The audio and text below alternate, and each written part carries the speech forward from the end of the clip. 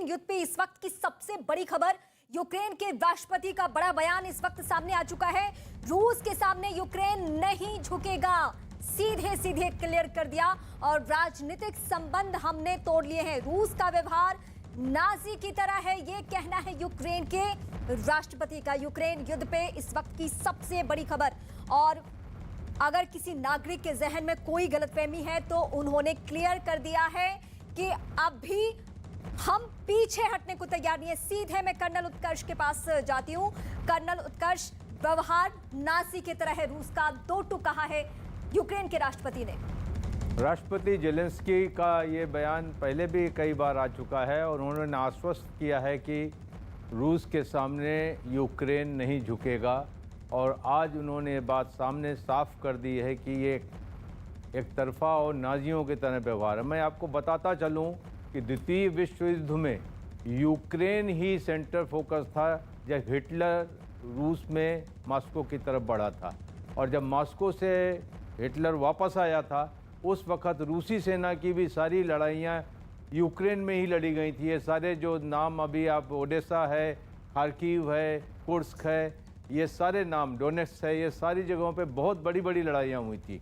तो यूक्रेन के लोगों ने बहुत बड़ी कीमत चुकाई अपनी आज़ादी की।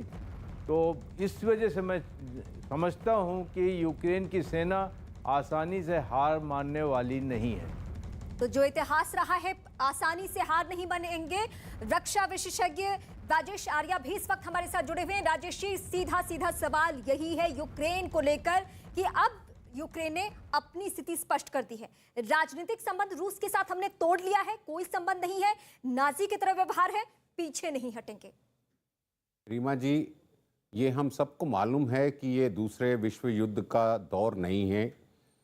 दुनिया में बहुत व्यवहार बदली हो चुके हैं। ये जो सब ये कंट्रीज़ हैं, जो ईस्टर्न यूरोप की ये सॉवरेन कंट्रीज़ हैं, ये बात मैं मानने को तैयार हूँ कि नाटो के बनने का बेसिस एक था, उस डॉक्यूमेंट को पढ़ा जाना चाहिए। यूएसएसआर के टूटने का बेसिस 1990 में एक कारण था, उस वक़्त के हालात को समझना चाहिए। दोनों जर्मनी के जुड़ने का एक ट्रीटी हुआ था, उसमें कुछ क्लॉजेस थे, उनको हमें समझना पड़ेगा। और उन सभी क्लॉजेस को मद्देनज़र रखते हुए जो 1990 से लेकर आज 2022 तक हालात हुए हैं, जैसा कि कर्नल साहब ने कहा, जितने भी विश्व युद्ध हुए हैं, ईस्टर्न यूरोपियन कंट्री जो रशिया के बॉर्डर के साथ हैं, चाहे वो पोलैंड है, बेलारूस है या यूक्रेन है, इन पे हमेशा सबसे ज़्यादा दबाव पड़ा है, चाहे वो जर्मनी से पड़ा था या अलाइड फोर्सेस से पड़ा था। तो इन देशों ने बहुत युद्ध देखे हैं। हाँ। मैंने खुद कुछ ऐसे देशों में गया हूं जो कि हमेशा यही कहते हैं वहाँ के लोग कि बड़े बड़े दो देश लड़ते हैं, चाहे वो यूरोप लड़ता है या रशिया लड़ता है या जर्मनी लड़ता है, मगर बर्बादी हमारे यहाँ होती है। आजकल के ज़माने आप देखिए, कोई भी बड़ा देश अपनी धरती पे युद्ध नहीं करता है, सारे युद्ध दूसरों की धरती पे जाके होते हैं। वही आज शायद रूस ने किया है, परंतु रूस ने बहुत मौका दिया था वेस्टर्न वर्ल्ड को, पश्चिमी देशों को, कि इस बात को बातचीत से सुलझाया जा सकता है। जब वो बातचीत का मौका नहीं आया तो रूस ने यूनिलैटरली उन सब संधियों को हवाला देते हुए, अगर किसी ने पढ़ा है मिन्स्क 2 के प्रोटोकॉल में दम्बास के कुछ रीजन को ऑटोनॉमी यूक्रेन ने देना था, वो नहीं हुआ। और इस कारण से शायद रशिया का जो बोलते हैं सेल्फ कंट्रोल है, यहाँ पे टूटता नजर आ रहा है। रशिया के अंदर शायद ये डर पैदा हो रहा है कि जो पश्चिमी देशों की ताकत है, जो एक रक्षात्मक ट्रीटी है नेटो, वो रशिया के बॉर्डर पे आ रही है और वो अपनी सिक्योरिटी के लिए वो ऐसा कदम उठा रहा है। ये नहीं होना चाहिए था। आजकल के जमाने में ये मुद्दे बातचीत से सॉल्व हो सकते हैं, परंतु वो मौका शायद रशिया ने खो दिया। टेबल टॉक के लिए तैयार भी नहीं था रसिया, जितने भी दफा कहा गया। कर्नल राठौर इस वक्त हमारे साथ बने हुए हैं। कर्नल राठौर, अभी की बातचीत से पहले आपने दो प्रमुख चेहरों को सुना। आप राष्ट्रपति को सुन रहे थे यूक्रेन के, और उससे पहले हमने बात की अमेरिका के जो विदेश मंत्रालय के प्रवक्ता हैं उनको, जेड को आपने सुना। जेड की बातों से लगता है कि आने वाले दिनों में कोई ऐसा विकल्प बन रहा है जिससे रूस बैकफुट पे होगा, या यूक्रेन में जिस तरीके से वो प्लानिंग कर रहा है वो पीछे हट जाएगा। कोई संभावना, कोई सूरत? देखिए, जो अमेरिकी दूतावास के प्रवक्ता हैं उन्होंने बहुत ही पोशीदा लहजे में ये कहा कि हम डिफेंसिव मेजर्स अख्तियार करेंगे और रूस इसमें एग्रेसर है, रूस को हटना चाहिए। यहाँ तक तो ठीक है, लेकिन उनके पास इससे ज़्यादा कहने के लिए कुछ था नहीं। वो डिफेंसिव मेजर्स क्या होंगे, मैंने उनसे पूछा भी था कि अमेरिका ने यूरोप के अंदर करीब 90,000 ट्रूप्स उनके हैं और उन्होंने एक बटालियन लताविया में डाल दी है।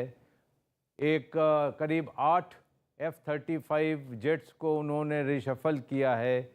करीब 32-36 हेलीकॉप्टर्स भी उन्होंने वहाँ लगाए हैं। तो ये सारी चीज़ें वहाँ चल रही हैं। जैसा कि मैं पहले कह रहा था कि अगर नेटो ने रिएक्ट करना है, नेटो की अगुवाई में आप रशिया को जवाब देने वाले हैं यूक्रेन की धरती पे, तो इसकी अगुवाई जो है अमेरिका ने उठानी पड़ेगी। तो वो डिफेंसिव चीज़ क्या हो सकती है जो कि आप यूक्रेन की धरती पर आए बिना, रशियन फोर्सेस के साथ लड़े बिना, ऐसी कोई डिफेंसिव चीज़ होती नहीं है मिलिट्री पार्लेंस में। तो अंततोगत्वा अगर आज ये नेटो की जो मीटिंग हो रही है और G7 की मीटिंग का उन्होंने हवाला दिया, इसके अंदर में से यही निकल के आएगा कि रशिया का जवाब जो है मिलिटरली देना ही पड़ेगा। डिप्लोमेटिक और इकोनॉमिक जो सैंक्शंस हैं और बाकी चीज़ें हैं वो चलती रहेंगी, लेकिन जो अभी तक रशिया अनअपोज्ड यूक्रेन में आया है, इसका जब तक जवाब नहीं दिया जाएगा तो बाकी चैनल्स के लिए रूस तैयार भी नहीं होगा। मेजर जनरल राजेश आर्या हमारे साथ लगातार बने हुए। मेजर जनरल, आपने पिछली बार टेबल टॉक की बात की, लेकिन आपको नहीं लगता ये टीवी स्क्रीन की जितनी तस्वीरें हम दिखा रहे हैं, धमाकों की, फायरिंग की, युद्ध जैसे हालात की, उसको देखने के बाद कि अब टेबल टॉक के लिए तो जगह ही नहीं बची है?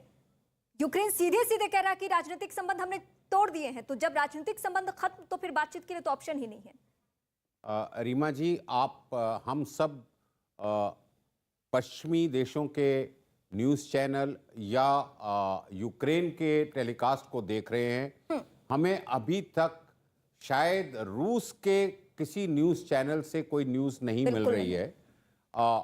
अभी तक यूक्रेन की तरफ से भी कोई बहुत भारी हमले की सूचना नहीं आई है। सूचना सिर्फ दम्बास रीजन की आई है, जिसको कि रूस 3 दिन पहले रूस की जो पार्लियामेंट है डोमा, वो उनको इंडिपेंडेंट डिक्लेयर कर चुकी है। पूरे पश्चिम देशों ने उसका खंडन किया है, परंतु रूस को इस बात को मनाने के लिए कि अपना फैसला वापस लिया जाए, या जैसे कर्नल राठौर कह रहे थे कि रूस को मुकाबले के तौर पे एक मिलिटरीली थ्रेट दिया जाए, वो कहीं से जवाब नहीं आया है। तो जो मेरा पर्सनल असेसमेंट है, जो ये युद्ध हुआ है, नंबर 1, रूस ने यूक्रेन को एक चेतावनी दी थी कि आप अपनी सेना को दम्बास रीजन से वापस बुला लीजिए, और रूस ने यूक्रेन के जो मिलिट्री मामले हैं, मिलिट्री इंस्टॉलेशंस हैं, उनको सप्रेस